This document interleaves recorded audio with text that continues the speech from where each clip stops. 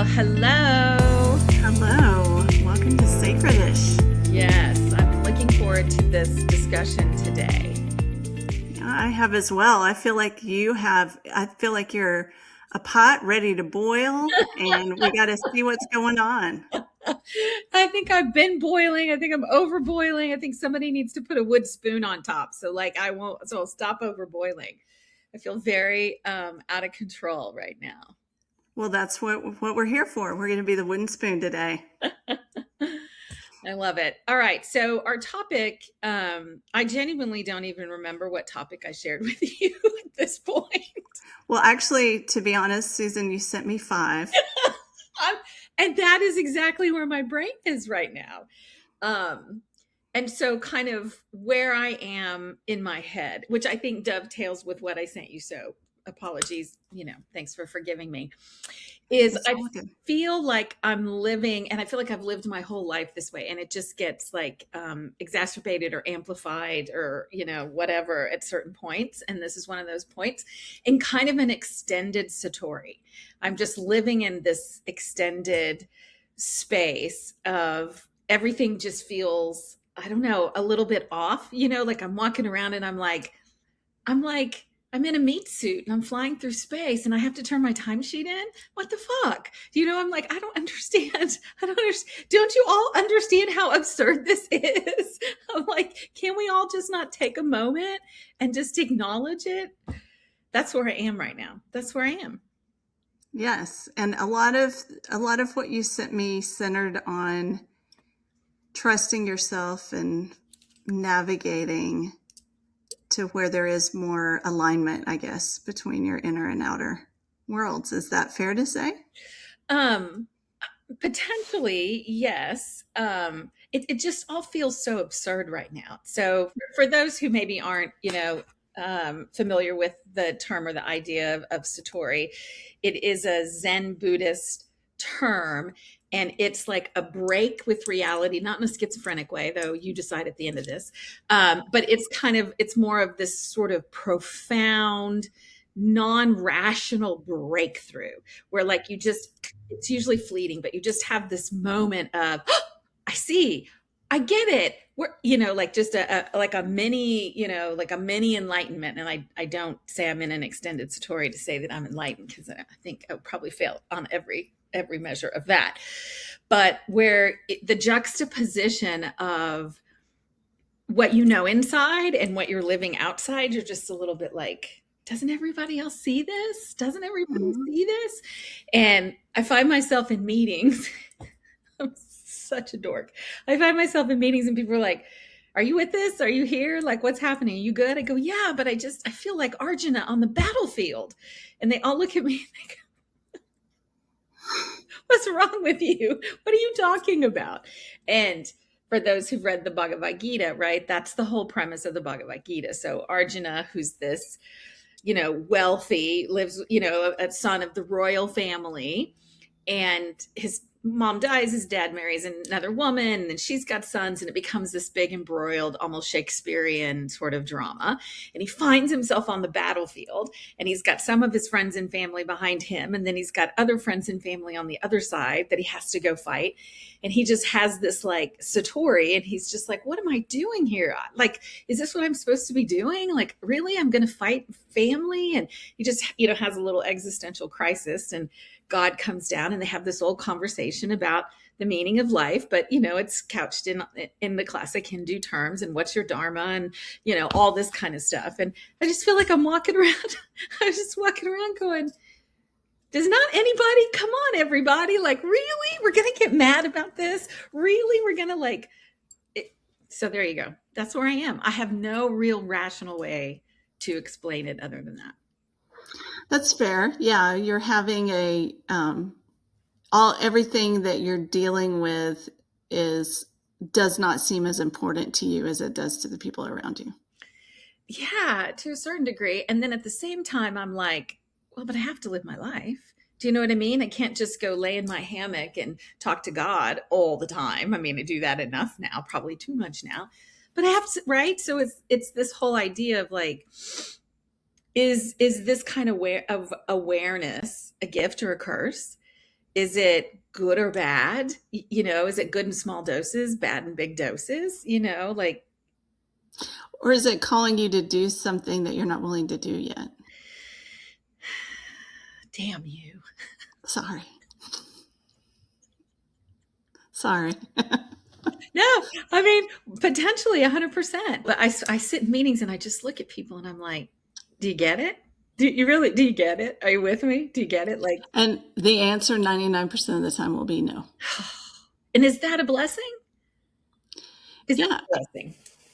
Well, I don't know.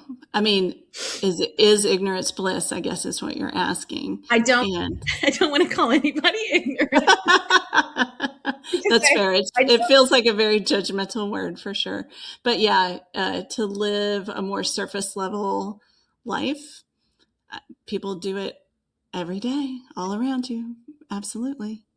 And to your point, there is a level of utility that is required by life that you have to engage in for sure. So, where this led me, as I thought about your five subjects with sub bullet points all sent to me in one text message. Welcome to the circus. I was on a walk, by the way, when I received it, and I had to stop and put my reading glasses on and stand on the sidewalk. And I was like, I think my response to you was, you pick. All sound good to me. I know. That's exactly what you said. I was like, pick. Why do I have to pick? And then you text me back and you're like, we're going to do all of it. I was like, great, fabulous. Let's do all of it. But it did make me think about, you know, this idea of self-perception theory. Are you familiar with that? Yes, vaguely. Tell me more. Well, I am an acolyte in this, as in everything in life. So I can't go deep. But what I will say is, it's this idea of your brain is not paying attention to what you're telling yourself. Your brain is paying attention to your actions. And your actions are what your brain uses to decide who you are. So I can tell myself all day long that I am adventurous. But if I am seeking safety and constraining my choices in my life, then my brain is not believing what I'm telling myself. It's believing my actions. And if I'm not going on adventures, it doesn't believe I'm an adventurous person. So, very mundane example that I have had recently is I got into a rut where, because I live by myself, it's very easy for me not to cook for myself or eat at home, because also going out to eat is a social outlet as well. And I was feeling horrible, and I knew I was eating like a raccoon. And it finally got to a point, because of my age and where I am in my life, that I just can't eat like a raccoon indefinitely. The body will stop you. And it did. And so I've spent 2 weeks, cooking myself lunch and dinner, Mediterranean diet, all of these things. And luckily my schedule allowed for it, because I was going to be home for a while. And I feel so much better. Really? And also, my brain knows that I'm taking action. And so it's shifting my self perception. I'm a person who takes care of myself, right? And so usually, I mean, you've read all the habit, I am not a habit driven person. It's always a challenge for me. But they say, 3 weeks to really start to dig into a habit. And you can start with something that is, low stakes, low level. But the idea of self perception is that you start to stack this evidence. So, how can you make small commitments where you show up for yourself consistently that align with those values or the self perception that you have internally? How can you stack that evidence for your brain and create that momentum that transforms your life in action versus in theory? Yeah, that's interesting. Yeah. I'm just processing that because I don't I could be wrong. You can tell me. I think who I perceive myself to be and the actions that I undertake support that. So, like I do think I'm adventurous and I feel like I do have adventures. Yeah, yeah, Kind of use that as an example. I think it's the but you're right. You know what I mean? If you walk around saying, I could walk around saying, I'm a blonde, I'm a blonde, I'm a blonde. But every time I look in the mirror, I'm still a redhead. Then, you know what I mean? Like, I'm not a blonde. So, silly way to acknowledge yeah. that. But I do think that I mean, you're also talking about a little bit of yeah, you can't sit in your hammock. I mean, potentially you could. You could figure out a way maybe where you give up most of your material possessions and sit in your hammock, and that's your thing, at least for a while. But it feels like that there's also, you want to spend less of your time focused on these things that you consider to be mundane or that aren't facilitating your spiritual growth. Is that fair Yeah. or not? Yeah, probably. Like, I mean, I need to make a living. Girls got to pay bills, right? I realize that, it's like that silly expression, we're not humans striving for a spiritual experience. We're spirits having a human experience. I sit in that awareness. I sit in a meeting in my mind, I'm just like, hey, you realize this is like all kind of illusion. Like you get that this is Maya, this is illusion, right? Um, and the hard part for me is like there's a Zen teaching that is, before enlightenment, chop wood, carry water. After enlightenment, chop wood, carry water. Like you still have, you know what I mean? Like it's this Mm-hmm. thing. And again, I don't mean to act like I'm enlightened, but it's just finding my balance in that reality, and just I guess accepting that, yeah, I gotta do this. I gotta do this. Anyway, I don't know. Kind of Yeah, a little flat. I think I think that there's a level of it that we all have to do, right? Because the world isn't free, and to your point, we all have bills. But there are ways to reimagine it, or to discover what you're willing to give up to have more freedom or more flexibility or other things. Yeah. Yeah. And I have lots of flexibility and I feel like I have lots of freedom. Um, I don't know. One of my favorite Van Morrison songs, he talks about, it's called Stranded. I think I've mentioned it before. And he talks about being trapped at the edge of the world, kind of stranded between the devil and the deep blue sea. And it's just this a state of awareness. I don't even know. There's a quote, Albert Einstein, whom I, absolutely adore. And he's something to the effect of reality is merely an illusion, albeit a very persistent one. And that's just kind of, I'm just in this space. Back to what we were just, is it a blessing or a curse? And I guess I'm going to choose to say it's a blessing because I can't imagine being any other way. I can't imagine being any other way. I can't imagine being one dimensional in that sense. Like it's just not who I was made to be, I guess. I guess this is my cross to bear. Yeah, well, and I think it's, when we first began this conversation, it's about being a seeker. It feels like you're in a little bit of a seeking swirl right now. Like you're seeking something, you're not exactly sure what. Yeah. Yeah. There's just a level of dishevelment or discomfort or imbalance, or right now it's a little heightened. And, I find that these are the kind of people I gravitate to, you and others, right? It's like if you don't have some level of metacognition, I don't want to play, because like where's the fun in that? So it's definitely something I'm committed to. I'm, in for a penny, in for a pound. And I definitely think this is the way I've been my whole life. And then the question is, will this just settle down, or am I kind of, to your point, on the precipice of changing something? Right. Yeah. Are these the early signs of a change that's about to occur? Yeah, could potentially. And I was thinking, because this is tangential and that's where we are today. Soren Kierkegaard, are you a Kierkegaard fan? I mean, I have a few quotes I love from Kierkegaard. Okay. Okay. You like Kierkegaard. So my Kierkegaard story is when I was in college, I was dating this boy, and he broke up with me, and I was like, why? And he decided to go out with this other girl because she was really into Kierkegaard. So I was like, fuck Kierkegaard, like for decades. Like, how Austin is that, right? I'm gonna go with her because she's into Kierkegaard, whatever. And so I just always resisted him. I was like, what does he know? Blah, blah, blah, blah, blah. But he does have this idea of, the leap of faith, right? Kind of this, this idea that the split sort of the higher order understanding of what's happening and then the day-to-day reality, right? And you just have to kind of throw yourself in and commit yourself to it.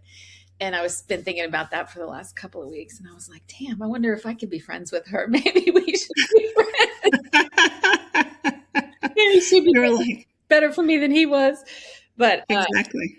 And then I was thinking about, Kierkegaard, he had this, he would write or debate under pseudonyms, and he called them like philosophical identities. So it was kind of like, I'm going to play like I'm this Johann right now, and Johann believes in da, da, da, da, da, and he'd write these papers and have these debates and stuff. And I thought that sounds fun. Maybe I could be, I could go to a meeting and be like, I'm not Susan today. Today, call me Michelle. Yeah, I think then they would definitely be like, mental health is part of our health plan. So feel free to take advantage of that. Michelle does not want to do what you're asking her to do. Yeah, speaking about yourself in third person with a different name, no less. Probably would set off a few warning bells at work for sure. A few warning bells. So my Kierkegaard quote that I like is, life can only be understood backwards, but it must be lived forwards. Yeah. That's mine that I actually recently saved. Yes. Well, and that's, I think there's, to that point, pushing for meaning is another thing that I do. Most people see meaning in hindsight, and genuinely, I don't really get the full meaning of what's happened until hindsight. But even as I'm moving forward, I'm like, oh, I wonder what this meeting's, or I wonder if, now that I know this person, or I'm out with this group of people, I'm like, why am I here with this group of people? And, I'm constantly trying to triangulate meaning, because it's like my oxygen.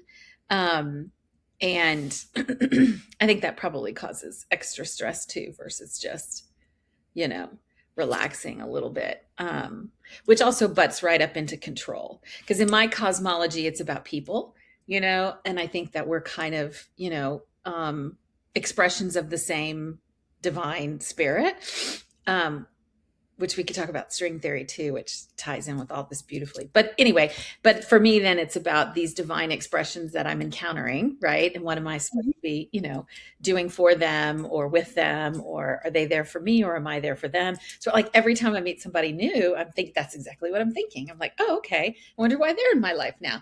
Am I there for them? Are they there for me? Like what goes on up here is exhausting, Erica. I will say it sounds like you have a little bit of overthinking fatigue for sure. But I think that this openness to paying attention to life and the what experiences in your life are there to teach you, or what you can learn from them, or looking at people with this context of like the potential for connection and learning and support, either way, is admirable. I mean, it's a great way to approach life versus, I don't know, I'm trying to think of the best way to say it. We keep saying surface level, but I think it's more just, some people kind of sleepwalk through life, or you go through periods of your own life where you feel like, I know I have, where I feel like I was just focused on doing what was expected. Yeah. And I was not focused on my inner life as much, or understanding how I could shape my experience based on how I was feeling. Yeah. Or where I felt called or pulled or whatever. Yeah, I hear that. I think I have definitely sacrificed my outer life for my inner life, and it's taking me a few decades to get a better balance. But yeah. I don't know. It feels like you're wrestling with some stuff. That's what I'm saying, Susan. Uh-huh. Uh-huh. I'm definitely Yeah. wrestling with some stuff. What are you wrestling with? Let's talk about you. Okay. Yeah. So probably the reason I brought up that example of action is because what I've been thinking about is I've planned a little bit of a solo trip this summer for myself, Tell me, where are you and gonna go? Where are you gonna go? I'm going to be in Canada for a bit. Nice. Yes, yes, and I'm taking off from Camp Treble, which is my annual trip with my college friends. So we're going to spend a week together, and then I'm taking off to head to Canada, and I'm going to. Right now, I'm traveling on my own for a bit, for a couple of weeks, and it made me realize that in the last 6 years, I have become much less adventurous, and I had a solo travel experience that worked out and everything was fine. But basically, long story short, I was on a cross country road trip and I got quite a ways away from home and realized I left my wallet at home. Oh no. And yeah, and it turned out to be that I used Apple Pay. This is not a paid endorsement by any stretch of the imagination, but I used Apple Pay and DoorDash and Airbnb to get me across the country. And then my wallet was FedEx to me Oh, nice. once I got to my destination. But it all worked out. And I was like, oh, this is a funny story I have to tell now. Ha ha. And then when I booked this trip, I realized I haven't traveled on my own since then. And also, I think it kind of scarred me. I think it was very stressful, Yeah, I bet. because I felt very vulnerable. I, you know, just lose something as simple as losing your wallet and you're on your own. You realize, oh, if I get pulled over, I don't have my driver's license, all these other things. And then you just feel economically vulnerable, everything. You have to think a lot more about where am I going to stop to get gas, all these things. So I realized that while I still told myself the story, I'm an adventurous person, I was not living that. And so my brain was not believing it because it was like, your actions do not say this. Your actions say you're seeking comfort and security. And I think that, I got sick with COVID. Like, I think all the things in the last 6 years, I've been very geared towards security, which, as we know, is an illusion.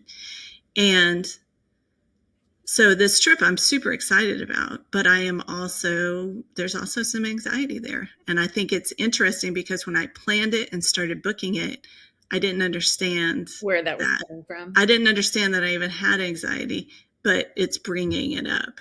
And I'm realizing, oh, this is probably why I haven't done this since then. Yeah. And so it's a weird mix. Yeah. Well, but okay. Let me ask you this. Why do you want to define yourself as an adventurous person? That's a good question. I think that I want to see things and do things that are different. So if I stay too long in a routine or, my life is somewhat quiet now, like on purpose, I've made it that way. But I feel like I get antsy. And so having that outlet is important to me. Being able to balance the stability I've built in my life with being in, new experiences, seeing new things, meeting people I would not ordinarily meet. Those are things that I want to make sure have a place in my life. Yeah. Well, that speaks to my heart. I mean, the reason I work is so I can travel. It's like Yeah. that is what gets me through. It's like, yahoo, that paycheck gets me one step closer to Nepal. All right. Like that's the next one I'm after the Camino and then after the North Pole. And then next up is Nepal. Yeah. So just to be clear, also perspective, I'm like, I'm going to go on a train trip in Canada. And you're like, I'm going to Nepal and the North Pole. Well, now I feel like an asshole. Now I feel like an asshole. No. I mean, I have friends, I have a friend who spent a lot of time in Africa. She worked with Doctors Without Borders for a long time. And so, but everybody, that's the thing. Everyone has their own version of what stretching yourself looks like. Yes. Right? Yes, and I Exactly. love Canada. I'm a huge Are you gonna do the train that goes across Canada?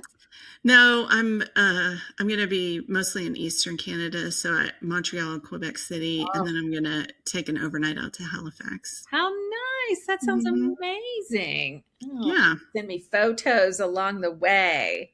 yeah. But I think, it's that as we've discussed, I am a little in a go with the flow part of my life, and I sense a change coming, but I'm not sure what it looks like yet. So, Interesting. We're yeah. both in this change mode then, huh? Hmm. Is it Yeah, astrological? maybe. Some moon moving out of some house. I don't know. I don't. I actually shared a meme on Instagram last week or that said, astrology, I love astrology. It's like conspiracy theories about me. It made me laugh really hard. That's Uh, awesome. I love it. Yeah, I mean, I have some friends that are really into it and they're like, "Oh, get ready. oh, to be Or clear, I read all that stuff, but you know me. I don't believe anything, but I'm like, interesting. Perhaps we shall see. Yeah, but if we're both but and it's, because we don't talk about this before we get on camera and we're both a little bit in the same place and you yeah, know, I definitely don't like to stagnate. I really don't like to stagnate. That if it's a weakness or a shortcoming or I don't or a strength, I have no idea.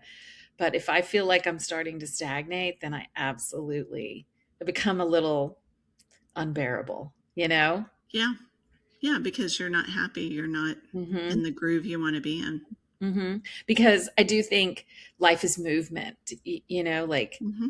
and I get really into whatever I'm in and then I'm over it and then I go on to the next and you know what I mean? Like, which is probably not healthy. I don't know. It works for me, but Yeah. Well, I mean, that's the thing. Different things work for different people. You get to decide your life. I do think that I mean, the thing that I know about you professionally is that you are a highly capable person. thank you. So, and I think that you have a positive self image in terms of what your professional capabilities are. But I would just say that I think that you have the Mm. capability to reimagine your life in a lot of different aspects. Yeah. Yeah. Yeah. Yeah, for sure. Which I'm grateful for, right? Because yeah, rarely do I feel like I couldn't handle something. Now, Yeah, am I fucking tired of having to handle everything? Absolutely. for sure. But I got it. You know what I mean? Like, I got it. I'll figure it Yeah. out one way or the other. I'll figure it out. So, yeah. Yeah.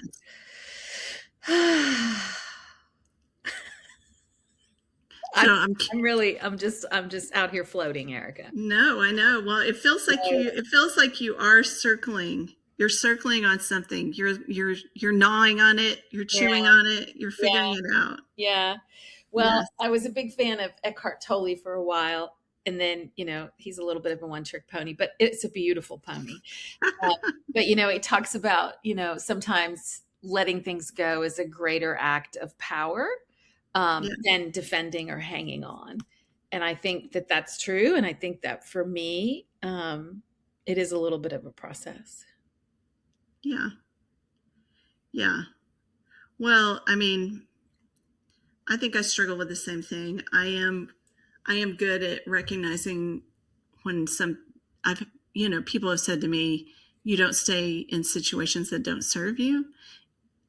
And then on the flip side, you can I've also questioned whether, does this make me flaky, but there are definite through lines. It's not like you and I are either, you know we're like cycling through entirely new friend groups every 3 years or something like that.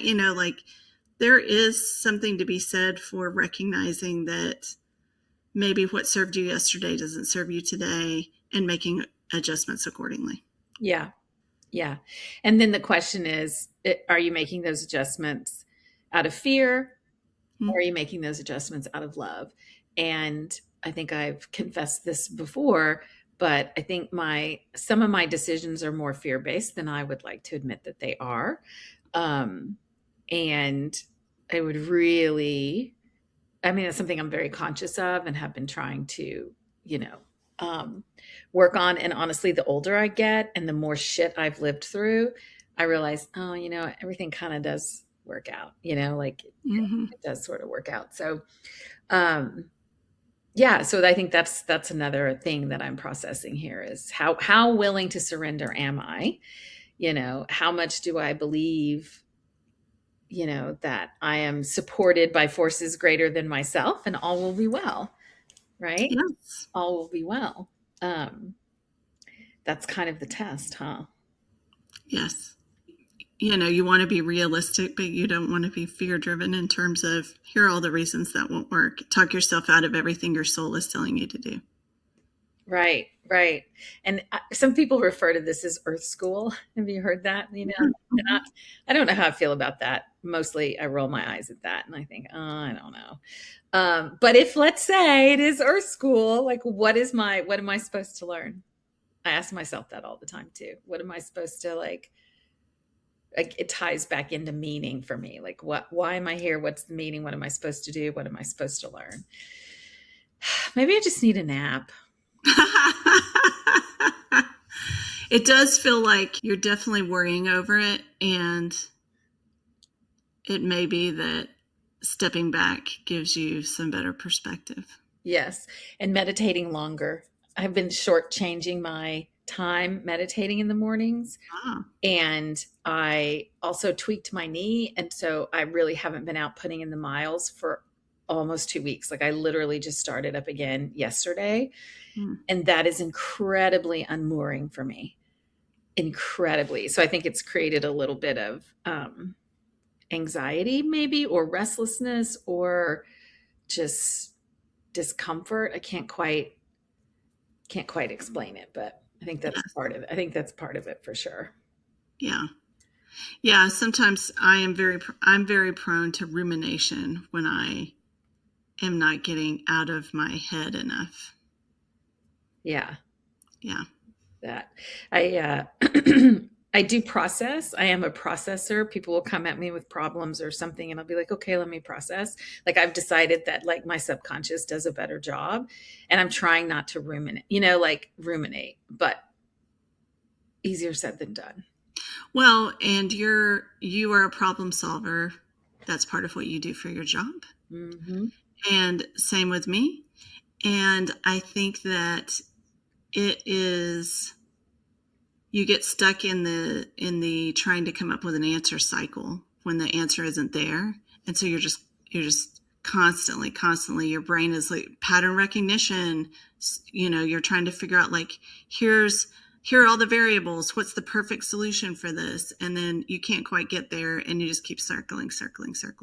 So yeah, I have been there for sure. It's not very fun, but like everything, it passes. That's right. I just hope when it passes, which I didn't even think I had a problem, and now that I've had a therapy session, I feel like maybe I Well, actually I wanted to mention this is actually an intervention season.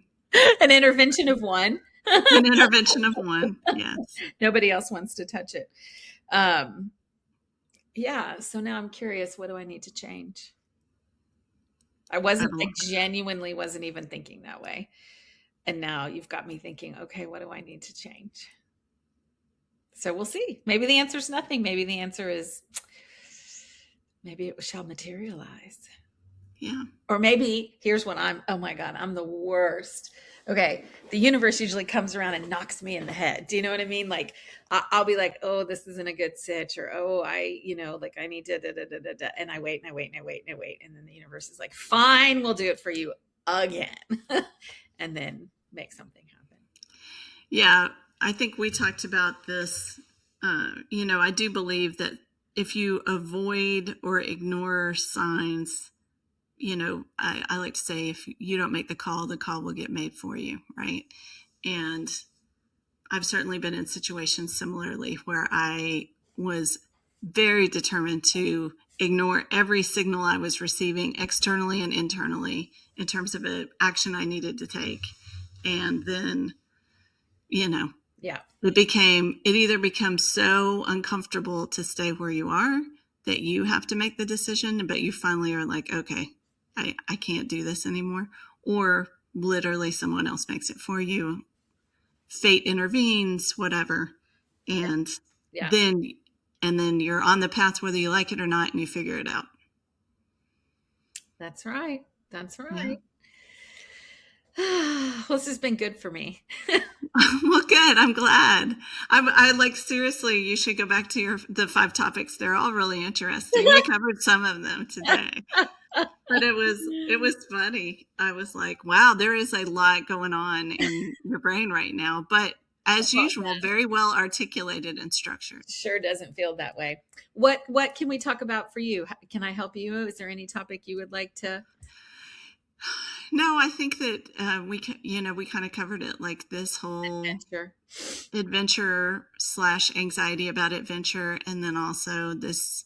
I have also had this feeling of change, and I've had some irons in the fire in different areas, and one of I thought, oh, maybe this will lead to something, and it hasn't really panned out.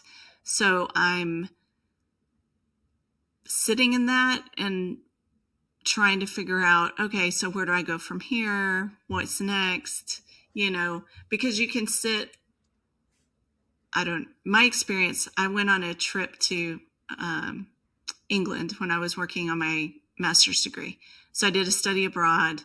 I was based in London for 6 weeks.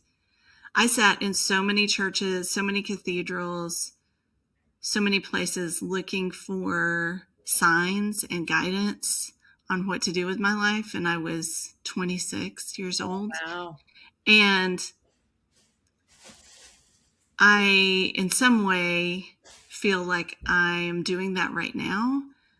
But it's also because, changing your life requires action.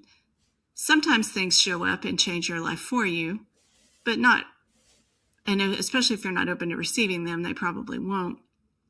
But also, I spent many, many years then like forcing change in my life or forcing things in my life. And now I'm back to this wanting to see how things unfold, being prepared, taking action in certain ways to further things to see how they pan out. But I'm trying to decide on that perfect balance between be open and go with the flow when things present themselves versus, oh, you have to take an active role in this. Like, you have to be an active participant in shaping your future. So, yeah, I think that probably a month or two ago, I felt like, great, I've done this, I've done that, and here we go. We're off to the races. This is going to reshape things. And then not all of those things have continued to have momentum. Yeah. So now I have to step back and say, okay, do I want to push on those things? Or is there another path? Is there a different way, And that's why I feel like it is a season of change. I just haven't figured out yet what that change is.